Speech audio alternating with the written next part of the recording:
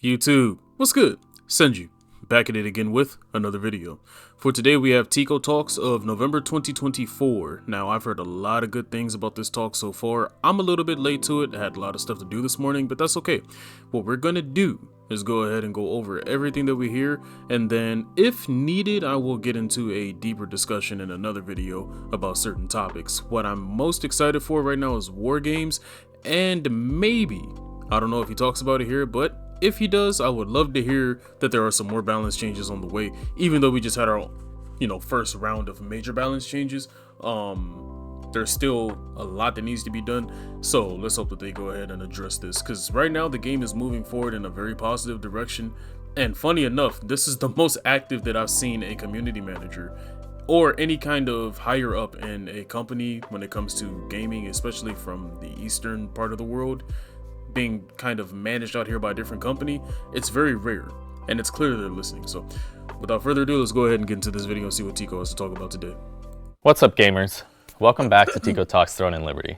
I'm Tico, Globalization Design Manager at Amazon Games for Throne and Liberty. With our first siege just behind us and about a month since our last talk, it's the perfect time to reconnect with all of you in our community.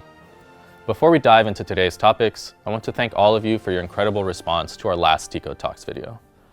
What touched me most wasn't just the positive feedback, but how thoughtfully and respectfully you shared your suggestions for improving Throne and Liberty.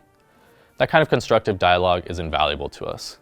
While we may not always make decisions that align with everyone's individual wishes, please know that I'm committed to maintaining this open communication with you, and every choice we make is aimed at creating the best possible game for our community as a whole. Now buckle in, we have substantial ground to cover today. Let's start with castle sieges. After watching multiple point of views from each region's sieges and reviewing feedback across Discord, Reddit, and other platforms, one thing stands out.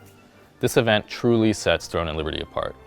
The scale of player participation creates unique battle scenarios unlike any other MMO. Our biggest siege had over 3,900 participants on the Stormbringer server. We saw nearly 45% of castles change. Wait a minute, did he say 3,900? That's a lot of people. You know what? I know that they're gonna get into depth about Castle Siege right here. Castle Siege is actually impeccable. It's a really good mode and the concept is fantastic, but there's going to need to be a seriously good UI overhaul for the entire game for this to continue working. Because as much as people want to sit there and say, oh, the color is this and you can communicate here, there was a severe lack of communication between the allied guilds due to not being able to actually use something like Alliance Chat, which has recently been introduced. So for the next one, I'm pretty sure it's going to be 10 times better when it comes to communication. The secondary problem is that a lot of people use visual communication. Now, Tico, just like me, is an engineer, which means that in order for iteration to take place, you need to have a lot of community feedback. For me being directly involved in the community, whether it be as a content creator or playing the game, I'm firsthand on the scene, first responder when it comes to looking at feedback that people are actively giving as they're playing it. And the one main complaint that I saw, at least on Sanctum server, was that there was a very, I would say, a heightened need for the visual communication to be enhanced when it comes to playing PvP, regardless of where you're at in Throne and Liberty. The concept of PvP is huge. The way that it plays right now, post-patch with the healing changes, honestly, I've had the most fun I've had in a PvP experience, MMO-wise, since last patch. The last patch, which was literally just a little over a day ago, they changed all of the healing changes. Night and day difference, the most fun I've had in a very long time. But when it comes to open world PvP, when it comes to guild versus guild, team versus team, the main issue isn't even the PvP outside of the CC immunity, which the game needs bad and quickly. The main issue is that it is very difficult to target people, and when you combine that with the lack of visual information that you're receiving when you're fighting these people, it's horrible. If I look at an entire team, yes, I can see that the team in fact is red, But when you come from other games where there is a lot of visual information, you can see the name tag, you can see the guild emblem, you can see the character's actual gear, you can tell whether or not they're tanking, whether or not they're actually going to be doing a lot of DPS. There's a lot of this that plays into visual information that this game lacks, because you've condensed everyone into a singular color, which I guess helps improve the scale. Because let's be real, if you had a game where you had 3,900 people there and you were rendering everyone's animation from all of their fancy gear, everybody's game would be bogged down. So while I'm okay with the color system, there needs to be more visual information hanging over the character's head. The nameplates should be permanent at all times. You should be able to see the guild icons at all times. You should be able to see who your enemy is clearly and concise. And when it comes to targeting, if I look at that person and I tab target that person, it should lock onto that person. My attacks should not be locked onto that person firing at somebody in Narnia.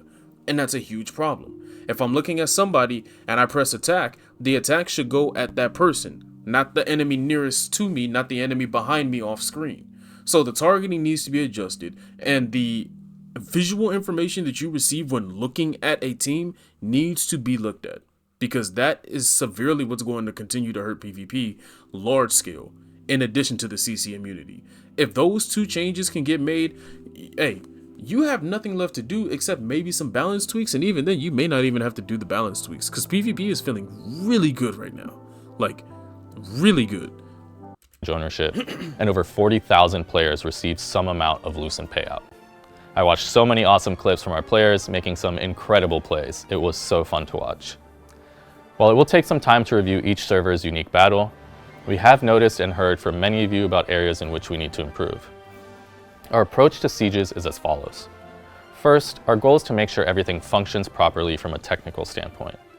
Events of this magnitude are incredibly challenging to pull off, and we've put a lot of focus in to ensure they are technically sound. Second is to evaluate the overall challenge and fun factor. And third is to evolve sieges over time to ensure they meet the needs of our players and continue to feel fresh. With this, there are some items I want to address directly right now. Shortly before the siege, we learned of a tactic that attackers could use to access the inner courtyards earlier than intended through the western side rooftops. Unfortunately, we learned about it too late to address it in an optimal way prior to the siege.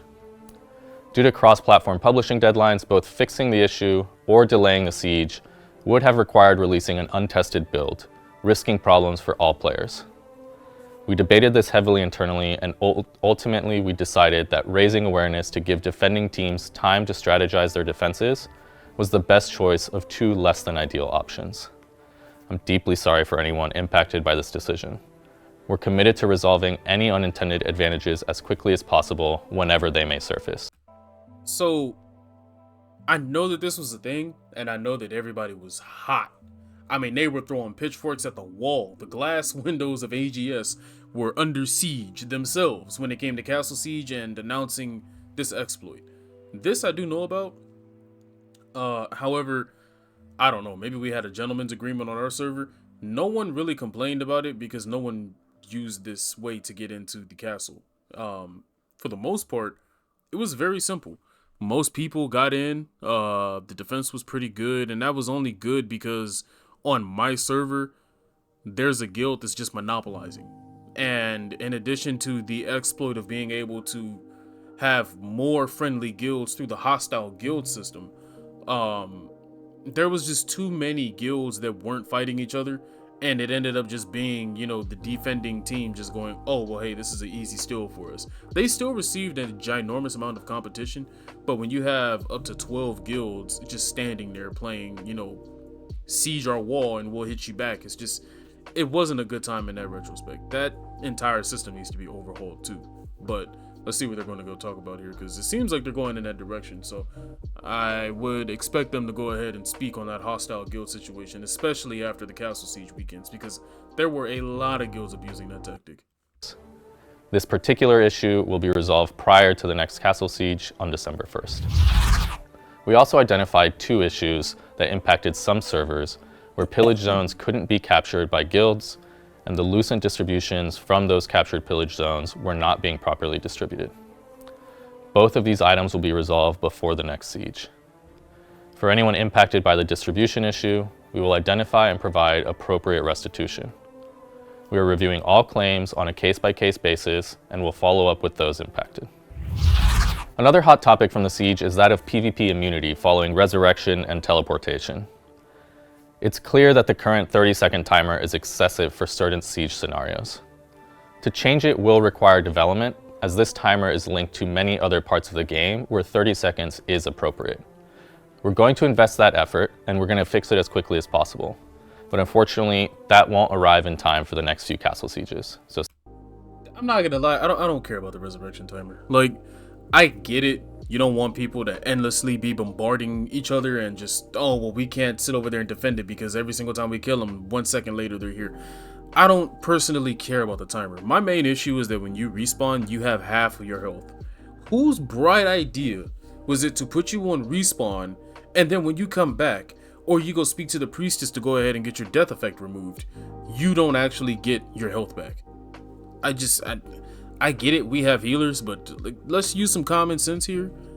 If you're going to die and you respawn full health, full mana. There's no reason for me to go and do all of this just to go back and get killed even faster because I spawned with half health.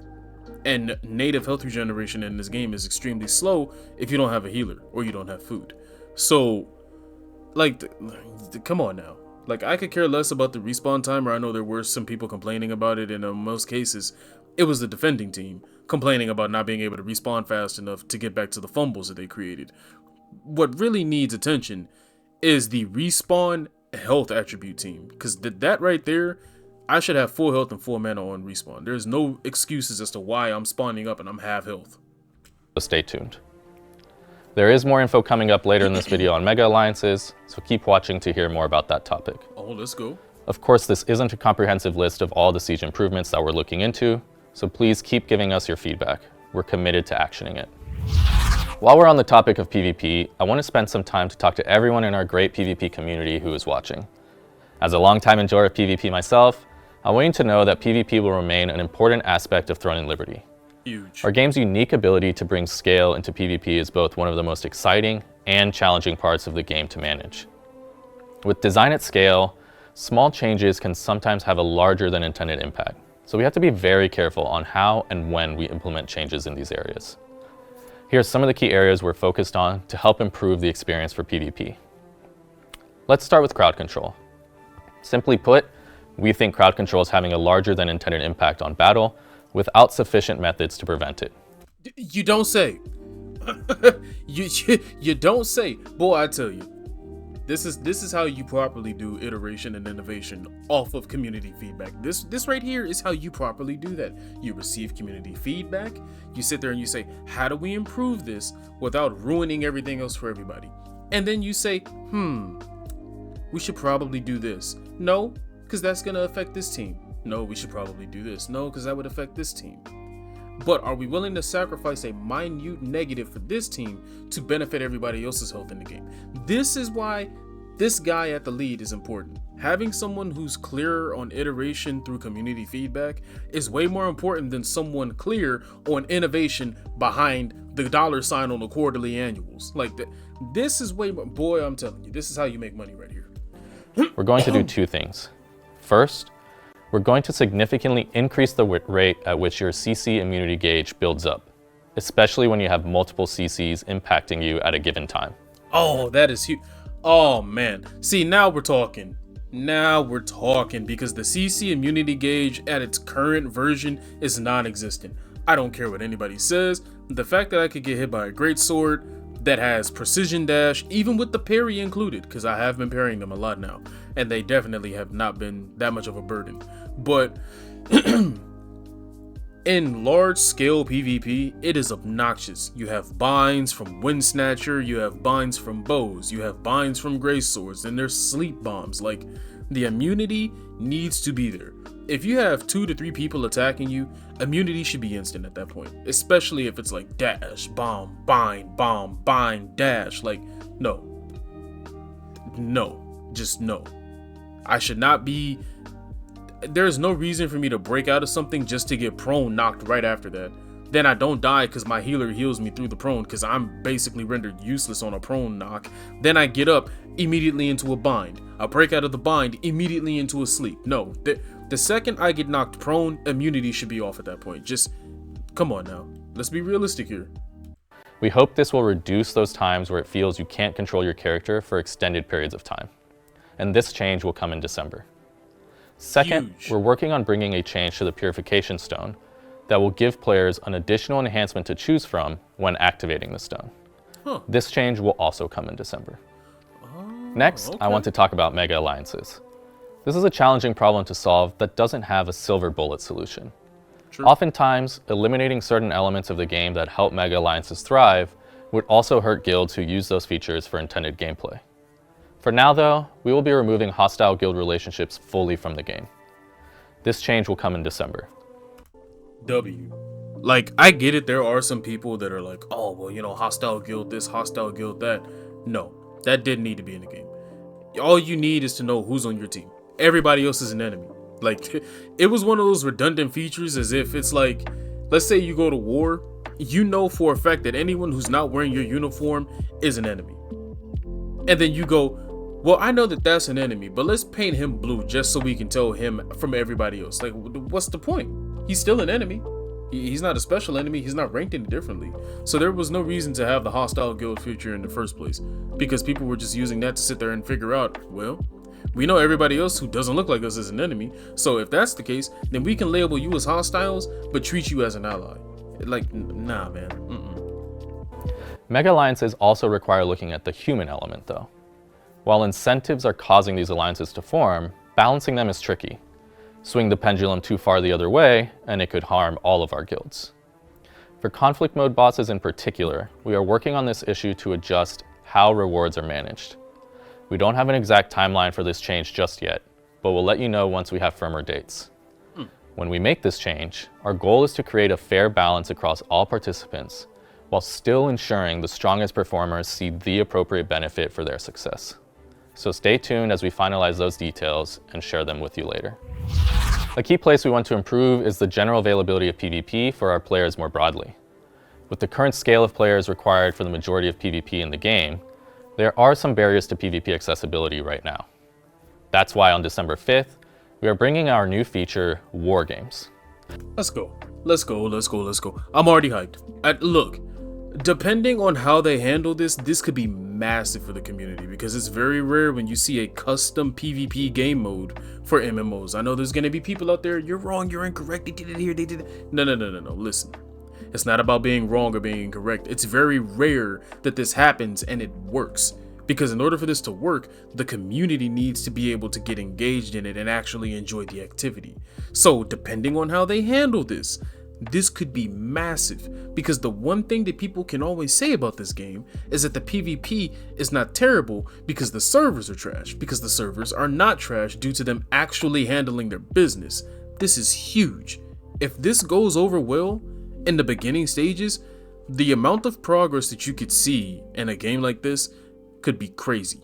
I'm talking next year, you could see this on an esports scene. I'm not kidding. And I already have plans just formulating up here. The Cranium is doing the Cranium thing right now. And I have plans to use Wargames as a launch pad for something great if it actually works the way that I'm hoping it's gonna work and it goes over well in the community. So let's see what they're talking about. And Wargames provides a custom lobby feature for Conquest battles, or Riftstones and Boonstones.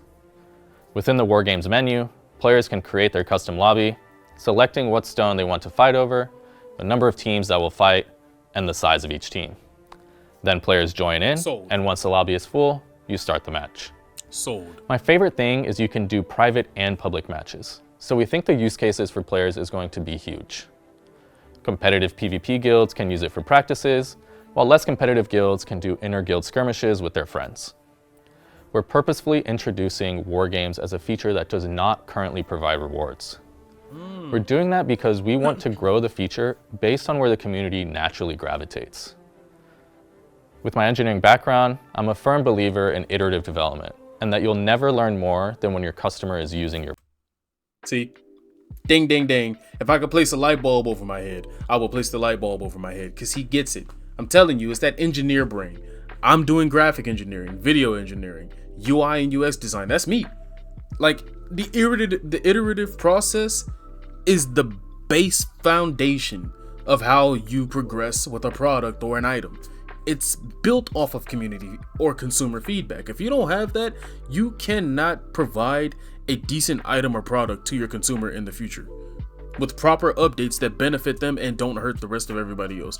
Purposefully not adding rewards so that you can get a proper gauge of how the community actually feeds off of this kind of innovative game mode, and then you can iterate on that further.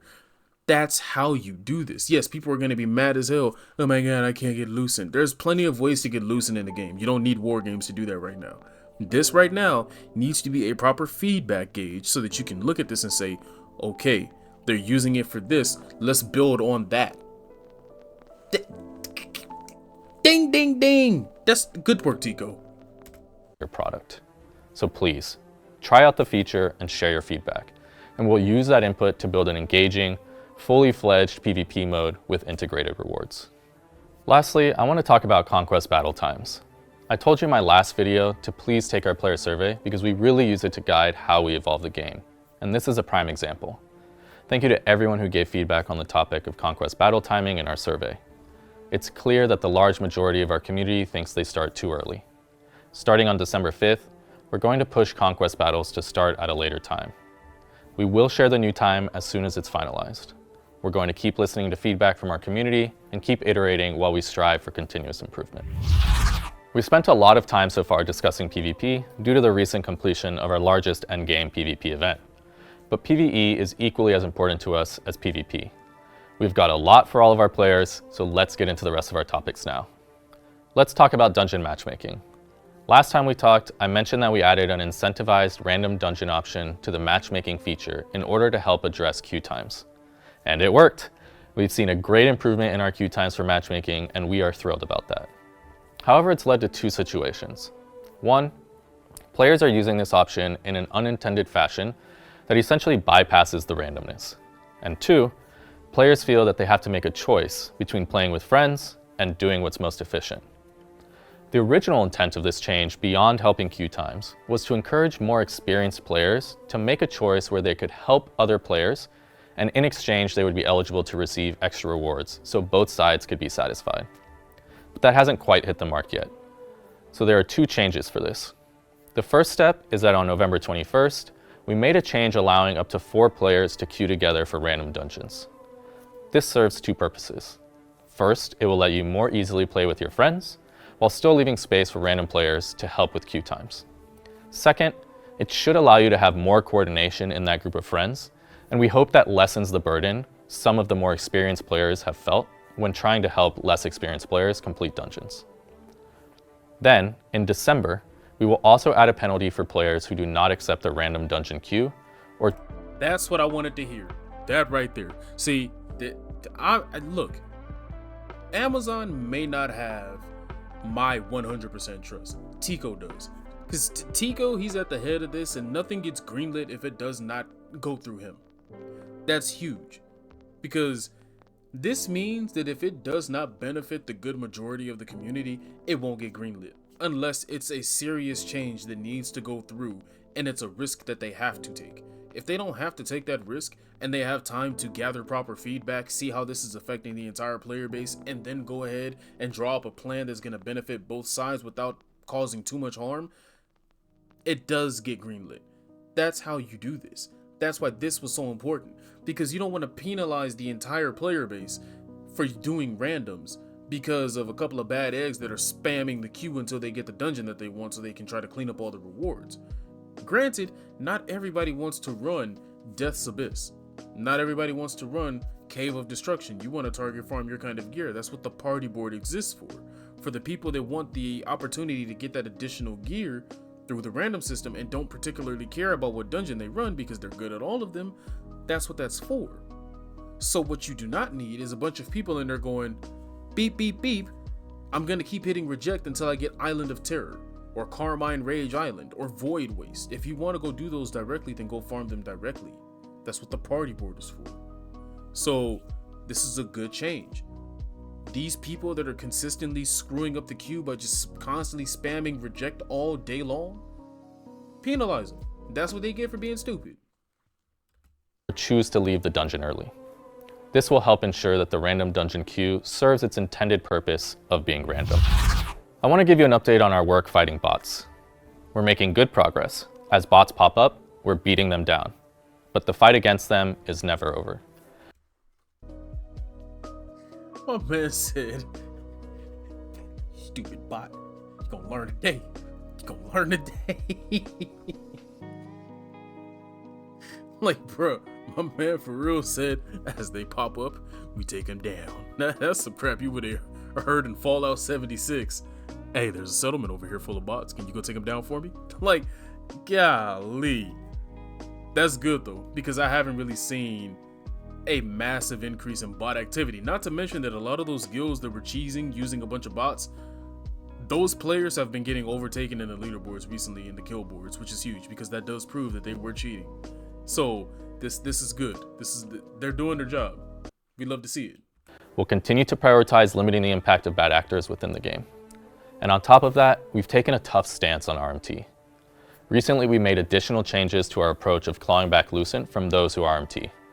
In addition to sending them into negative balance and restricting them from the auction house, we also have adjusted the guild distribution system to prevent those players from receiving guild distribution while in negative balance. Hey, yo, imagine my man open up his wallet and that mess sound like the Wild Wild West after a shootout just... How, you thought you were going to the auction house today, huh? Nah, man, we can't do that. We don't have the funds for that, my guy. We currently lack the resources to achieve that task. Lucent, sir, you are in debt. I need you to pay back what you owe. Oh, you thought you were getting loot from the world boss. No, we're gonna go ahead and collect that with interest. We're taking all your precious polished crystals as well. Oh my goodness. Oh, those poor RMTers. I don't feel bad for you at all. Thoughts of concepts and concerns and tariffs. This change was made prior to the first castle siege. We've seen this man. policy be very effective so far, but we are also going to pursue RMT players further, as it's our goal to consistently maintain a fair play environment for all our players. One of Throne and Liberty's strengths is its ability to perform at large scale, and we want to embrace that. We've been working to improve and optimize all of our events since launch and have made great strides. True. Archboss Peace Mode events, however, are still not where we want them to be. Having say? thousands of players in such a small area is causing a burden for many of our players' ability to enjoy the event as intended. So we're going to increase the number of portals that spawn during Peace Mode for the Archboss events, similar to how we increase... Hey man, are you sure this is an Eastern-made game? Because this is a little too generous. I mean, I'm here for it. But I'm saying, to their liking, I know darn well NCSoft is over there kicking and screaming right now. Because these are not changes they would have made. In fact, we have proof of that. Because the entire time the game was out over there in KR, not a single one of these changes were made. This is why I said, this is good. This is good that Tico is at the front right now, because nothing gets greenlit unless it goes through him. And in order for it to get through that engineer head, we got a thick skull. If it does not come, if it doesn't make sense to the player base, it doesn't get pushed. Simple as that. I know for a fact NCSoft is punching holes in the drywall right now. Increase the portal count for regular field bosses a few weeks back. We think this will significantly help with the performance in these events. And by the way, I think people will also enjoy more chance to get that sweet, sweet Archboss loot. Exactly. We have a boatload of new content coming to end the year strong. As you heard on Eye of Silesium a few days ago, on November 21st, we released the first wave of our 2-star co-op dungeons. Those are clean. We've mentioned before that we want to release content when it makes sense for our players, and this was one of those cases. We had originally intended to release these a little bit later, but we made the call to move them forward and release 4 of them right away because we saw the data showed you were ready for it. So I really hope you've been enjoying them. As Godspeed mentioned in that video, we also have Dimensional Trials releasing on December 5th. These trials will be versions of the 2-star dungeons with increasingly difficult levels, leaderboards, and rewards. Oh, and by the way, you can do them infinitely and always get rewards. So for all my hardcore PvE friends, go have some fun. That's just part of all the new content coming December, so stay tuned to all our channels as we keep revealing more of what's coming soon. We're also committed to bringing you more quality of life improvements, and as we head into the end of this year and the beginning of next year, we're going to put a strong emphasis on improving some of the pain points and core parts of our game, particularly in combat and movement. We've received feedback that players are frustrated with some aspects of this part of the game, and we want to improve that. So look forward to the early part of next year for us to bring several impactful updates that we think will make combat and movement feel more fluid, intuitive, and natural. We're so grateful for all the participation following our release and truly believe the community is the driving factor. All of us at AGS and NCSoft are committed to servicing the game, providing great updates, and continuing our launch momentum into the years to come. This is a never-ending journey where we need to continually prove our dedication to the game and to you, our community. We remain committed to using your feedback as a driving force for our development. And to that end, during my last video, I left the community with a question. What would you like to see changed in Throne and Liberty? Well, as I promised, I read each and every comment, and we're making lots of changes because of them. So I just wanted to highlight a few of those now. But don't worry, this isn't everything. On November 21st, we introduced Alliance Chat. I'm happy to say that additional skill and equipment presets will be added in December. Thanks for your patience on this. We wanted to adjust this so that once you invest in these, they are permanently part of your character. We're adding an option to automatically decline party invites from players other than those in your guild or friendly guild to help prevent griefing during PvP encounters. We expect this to be available in December. And last but not least, we are very happy to announce that we are working on adding mouse and keyboard support for our console players, and we expect that to become available in Q1 of 2025. Thank you all again so much for the constructive dialogue you've given us. Your feedback is truly our North Star. And by the way, our next survey will be available on December 12th, and you'll be able to access it directly in-game. So please give us your feedback then as well. All right, that brings us to our new community question. What we'd really like to know is, what types of holiday events would you like to see added to Throne and Liberty? Let me know down below in the comments. Please like and subscribe. That lets us know you want more of these kinds of videos. We will read each and every comment, so let us know what you think. I hope this was informative. Thank you so much for watching, and I'll see you in Silesium. Well, I believe we got a lot of good information here. We have CC immunity, we have Wargames dropping. I mean, there's a ton of stuff coming. The new additions to the Alliance chats were huge. I mean, the rest of the 2-star dungeons coming, the CC immunity, the Wargames. Like, dude, there was so much to go over. The Archboss loot basically getting increased drop rates because there's going to be more people actually able to receive that due to them actually being able to hit the percentage thresholds on the bosses due to the additional portals and amounts of the players that are going to be at scale. Like, I mean, there is nothing but W's in this video, and most of this is coming on December 5th, with some of it on the 12th, and then the rest of it like early to mid-January. Like, you got no complaints. You've done nothing but cook. So, I mean, hey, GG's, Tico. You know, it's very rare that you find a community that actually has a member of it be a dev. That's already rare. But then the other rare part is actually having so much transparency and communication between the community and the dev team. That normally doesn't work because the dev team is normally too sensitive to sit there and take constructive feedback. So it's very nice to know that you actually see this as constructive feedback and you're able to filter out the garbage that is not constructive feedback. And then you're able to actually have that engineering brain to sit there and make, you know, educated plans on what needs to be improved or added in moving forward. So without further ado, hopefully you guys enjoyed today's video. Make sure you guys leave a like, subscribe if you want to, or not. It's cool with me. And I'll catch you guys in the next one. Take care.